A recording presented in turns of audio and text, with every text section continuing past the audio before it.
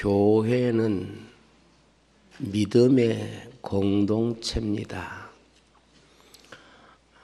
교회가 믿음의 공동체인 이유는 교회를 구성하는 유일한 공통 분모가 믿음이기 때문에 그렇습니다.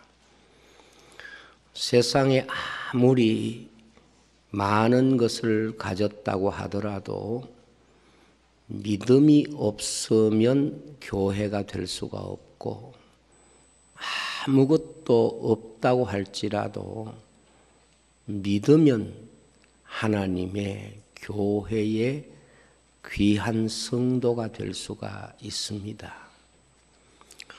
그러면 교회가 믿고 있는 믿음의 내용이 무엇입니까?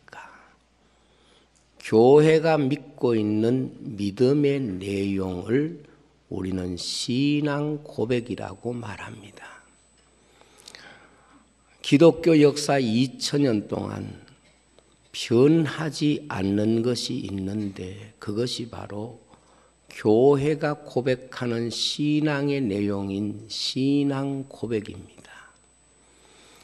나라가 다르고 언어가 다르고 문화가 다르다고 하더라도 기독교회가 고백하는 신앙의 고백은 동일합니다.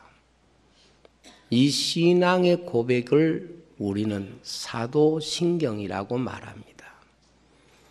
사도신경이라는 말은 최초의 예루살렘 교회가 가진 사도들의 신앙을 우리가 계승하기 때문에 지상의 모든 교회를 사도적 교회라고 말하고, 그 모든 2000년의 교회 역사의 전부와 이 세상 모든 문화와 인종과 언어를 넘어서서 교회가 고백하는 신앙 고백, 그것이 바로 사도신경입니다. 사도신경이 왜 교회의 신앙의 고백이냐? 사도신경은 우리가 믿는 성경 전부를 우리가 어떻게 하나님 앞에 이 말씀 전부를 믿고 있는가, 이걸 고백하는 정리된 신앙 고백이 사도신경입니다. 그래서 세계 모든 교회들이 대부분은 예배를 드릴 때마다 성도들이 한 신앙 고백을 고백하는데, 그것이 바로 사도신경입니다. 여러분들에게 오늘 우리가 고백한 사도신경을 다시 한번 보여드리겠습니다. 그런데 사도신경을 보면 사람의 이름 두 개가 나옵니다. 하나는 마리아고 다른 하나는 빌라도입니다. 사도신경의 신앙 고백에 이 두 사람의 이름이 나오고 있을까 하는 것입니다. 마리아라고 하는 이름, 그리고 빌라도라고 하는 이름, 이 대조적 이름은 구원 역사에 놀라운 비밀을 담고 있습니다. 마리아는 하나님이 인간 역사 시간 속에 오실 때 영원하신 그 하나님이 사람이 되시기 위하여 인간 역사 속에 오실 때에 마리아의 몸을 통하여 이 세상에 탄생하셨습니다. 그래서 마리아의 몸은 하나님이 인간 역사 속에 그 모습을 드러내신 대단히 중요한 출발점입니다. 하나님의 아들인 예수님께서 마리아의 몸을 통하여 이 세상에 오셨기 때문에 그렇습니다. 그러나 빌라도는 예수님의 육신을 십자가에 못 박음으로써 이 세상에 오신 예수님의 육신의 생명을 빼앗은 사람이 바로 빌라도입니다. 마리아는 예수님의 생애 그 육신의 삶을 시작하게 만드신 분이시라면 빌라도는 이 땅에 오신 예수님의 생명을 처형한 사람입니다. 어찌 보면 마리아와 빌라도는 예수님을 대하는 이 세상 모든 사람들의 모습을 함축하고 있는 두 모습일 수 있다. 이렇게 정리할 수 있습니다. 예수 그리스도를 자신의 생명 속에 받아들이는 사람, 예수 그리스도의 생명을 자신의 욕망 때문에, 욕심 때문에 그 스스로 저버리는 사람, 이 세상 모든 사람을 나눈다면 신앙 고백을 중심으로 이 두 사람으로 나눌 수밖에 없다는 의미를 이 신앙 고백 속의 두 이름을 통하여 우리에게 보여주고 있습니다. 이 신앙 고백 속에 있는 두 사람의 이름을 보면 예수님에 대한 기독교 신앙 고백에서 예수님이 이 세상에 나게 하신 이름이 마리아고, 이 세상에서 예수님의 이름에 못을 받고 예수님의 이름을 없애고 죽게 했던 사람이 바로 빌라도입니다. 빌라도는 AD 26년에서 36년까지 팔레스타인을 다스린 로마 제국의 제5대 총독입니다. 그는 로마 총독으로서 유일하게 예수님을 직접 대면한 사람입니다. 당시 유대는 로마의 통치 지역 가운데 시리아 지역의 한 부분이었습니다. 그런데 빌라도는 그 당시에 탄생하신 예수님을 결국 재판정에서 만나게 되고 그 예수님을 죽도록 십자가에서 처형하도록 최종 판결을 내린 사람입니다. 유대인들은 빌라도에게 예수 그리스도를 고소합니다. 고소한 제목이 세 가지입니다. 첫 번째 제목은 예수는 민중을 선동하여 반란을 일으키게 했다는 죄. 두 번째는 예수는 로마 황제에게 세금을 바치지 못하도록 했다 하는 죄. 세 번째는 예수는 자칭 왕이라고 했다는 죄입니다. 이것이 빌라도에게 고발한 유대인들의 죄명이고, 빌라도는 아무리 이 죄목을 가지고 예수 그리스도를 만나서 알아봤지만 예수님에게는 이러한 죄를 조금도 발견할 수 없었습니다. 그래서 빌라도는 예수님을 다룰 사건, 여기에 마음을 두고 싶지 않았습니다. 그래서 마침 유대인의 명절을 맞이해서 예루살렘에 왔던 헤롯에게 예수님을 보내기도 합니다. 빌라도는 세 번씩이나 예수님이 죄가 없다 하는 것을 주장합니다. 그럼에도 불구하고 예수님을 십자가에 못 박으라 하는 군중들의 압력에 자신의 권좌를 유지하기 위해서, 군중들에게 만족을 주기 위해서 결국 예수님을 십자가에 못 박도록 재판하고 내어주었다 하는 것이 우리가 성경을 통해서 볼 수 있는 빌라도의 모습입니다. 요세푸스에 의하면 빌라도는 결국 자살로 자기 인생을 마쳤다 하는 기록이 있습니다. 하나님의 구원의 역사에 이 마리아와 빌라도가 등장한 것은 너무도 중요한 의미를 가지고 있다고 생각할 수 있습니다. 이들은 정말 예수 그리스도에 대한 신앙 고백에서 반드시 등장해야 될 이름들이라고 볼 수 있습니다. 왜냐하면 기독교의 신앙 고백은 결국 예수 그리스도가 하나님의 아들 되신다 하는 것을 믿는 믿음이 신앙 고백의 가장 중요한 중심입니다.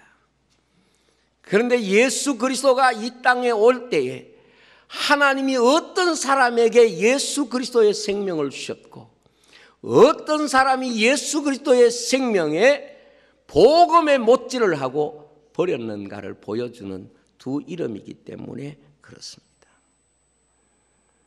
구원 역사를 마리아처럼 믿음과 순종으로 받아들이는 사람, 그 사람에게는 예수 그리스도가 자신의 생명 속에 들어와서 내 생명이 되는 놀라운 하나님의 구원 약속이 있고, 세상의 욕심과 세상 것 때문에 예수 그리스도를 포기하고 자기의 야망과 욕심을 선택하는 사람은 결국 그리스도를 등지고 사는 인생의 모습임을 빌라도를 통해서 보여주는 것입니다.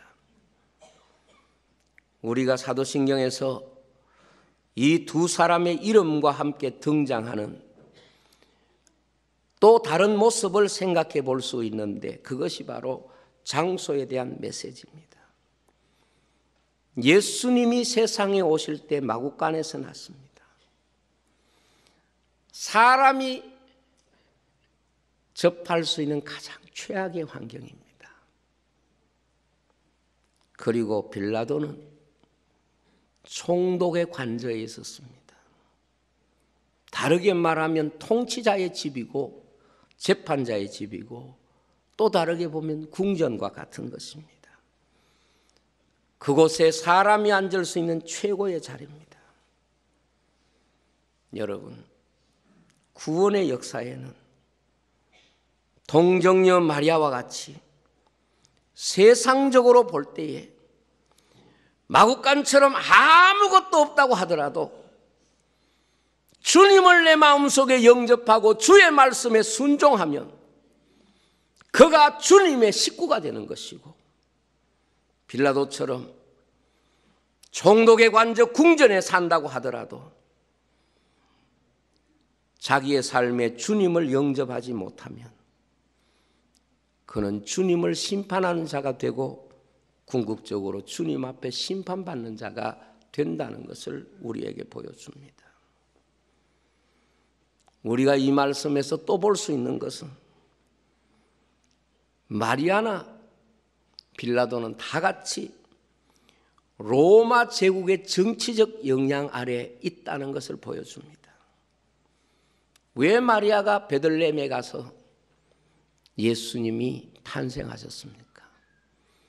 당시 가이사가, 즉 시저가 세금을 받기 위해서 모든 사람이 고향에 가서 호적을 등록하라고 명을 내렸기 때문에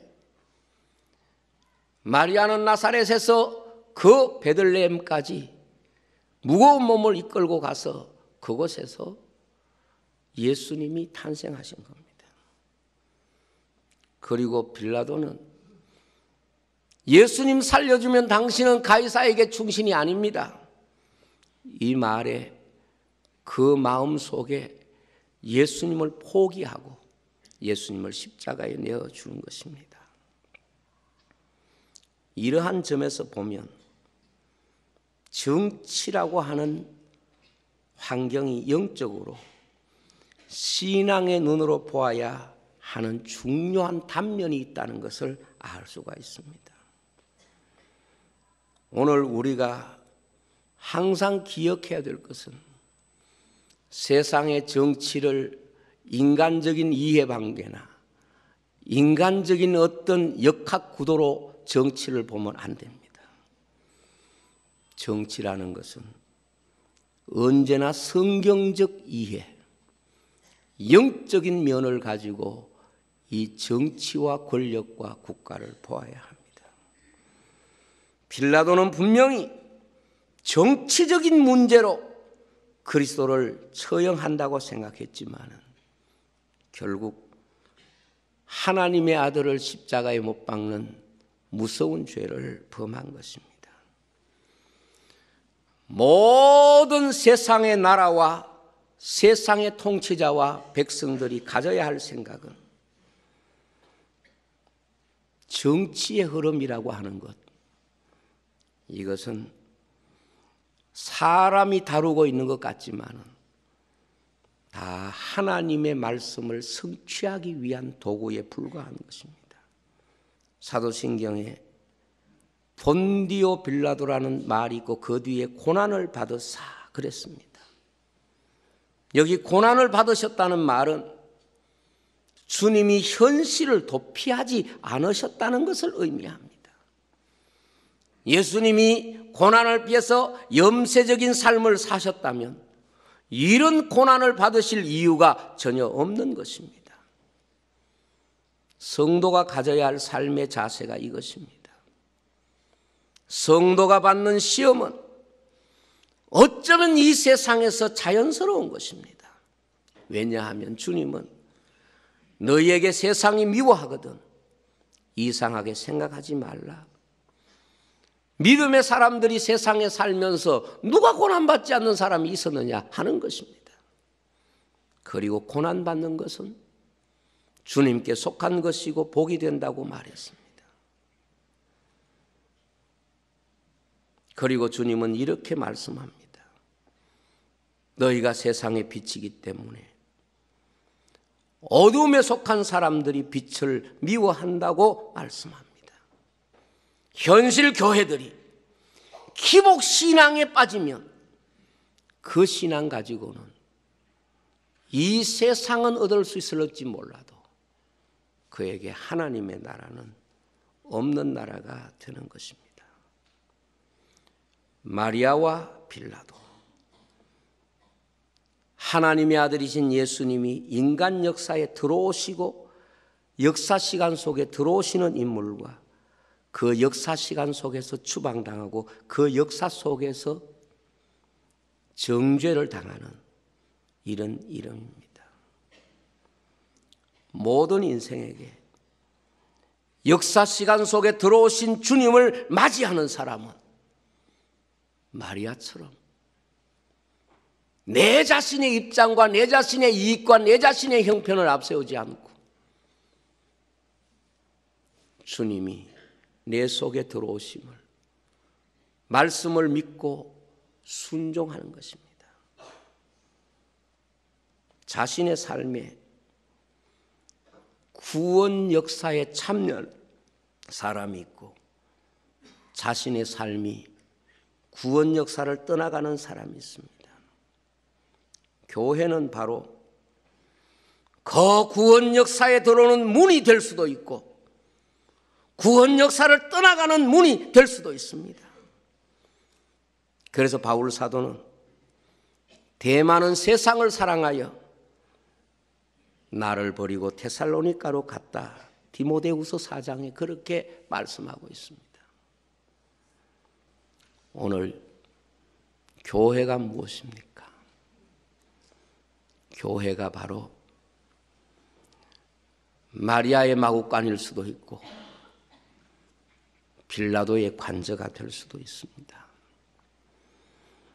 우리가 진실로 주님 앞에 우리 자신을 내려놓고 주님을 내 마음에 영접하면 인류 역사 속에 하나님이 오셨던 그 마구간과 같은 진정한 교회의 모습을 우리 교회가 가질 수가 있고 이 교회가 세상 사랑하고 세상과 타협하면 이 교회는 또한 예수님을 몰아내는 빌라도의 관저가 될 수도 있는 것입니다. 빌라도는 예수님을 직접 만난 사람이면서 하나님의 구원 역사에 참여하지 못한 사람입니다. 그에게 주님보다는 세상이 컸고 그에게는 주님보다는 자신의 욕심이 컸습니다. 하나님 앞에 필요한 사람이 무엇입니까? 하나님 앞에 구원받는 사람이 누구십니까? 마리아와 같이 예수 그리스도를 내 삶에 영접하고 그분에게 내 삶을 드리는 것이, 이것이 바로 우리가 신앙 고백에서 주님을 영접한 사람의 이름이고, 그리고 내 자신의 욕심대로 살고 세상을 따라가는 사람은 신앙 고백에 있는 이름 빌라도처럼 주님은 자기 인생에서 몰아내는 것입니다. 우리가 성경을 보면 주님의 말씀 가운데 이런 비유가 있습니다. 큰 잔치를 베풀었습니다. 그리고 사람을 초대했습니다. 그 잔치는 교회일 수도 있고 더 근본적으로는 하나님의 나라입니다. 그런데 그 잔치에 초대받은 사람 중에서 밭을 샀으니 갈 수가 없습니다. 소를 샀으니 갈 수가 없습니다. 장가 들었으니 갈 수가 없습니다. 그랬습니다. 밭은 무엇입니까? 재산입니다. 소는 무엇입니까? 일입니다. 장가는 무엇입니까? 가정일 수도 있고 이것은 인간의 쾌락일 수도 있습니다. 그런데 그 주님의 이야기에서 주님이 최종적으로 말씀하시는 것이 무엇인가 하면, 이런 사람은 아무도 내 잔치를 맛보지 못하리라. 이런 사람은 하나님의 나라의 영원한 잔치, 진정한 교회가 될 수 없다는 것을 말씀하고 있는 것입니다. 저는 우리 한국 교회가 권력과 결탁하고 세상 문화와 결탁하고 세상 것과 결탁하면서 빌라도의 법정이 되든지, 아니면 이 세상의 가장 약한 자들, 바로 그 자리를 섬기는 마리아의 마음으로 선교지를 섬기고 이웃을 섬김으로써 선한 사마리아 사람이 되든지, 이 두 기로에 있다고 생각을 합니다. 지금 한국 교회를 바라보는 해외의 많은 교회들이 한국 교회가 좌경화되어 가고 있고, 한국 교회 지도자들이 좌경화되어 있다는 우려를 많이 합니다. 참 두려운 일이 아닐 수가 없습니다. 교회는 예수 그리스도, 그분이 우리의 주인이 되어야 하고 그분이 우리 가운데 오셔야 구원의 역사가 될 줄로 믿습니다.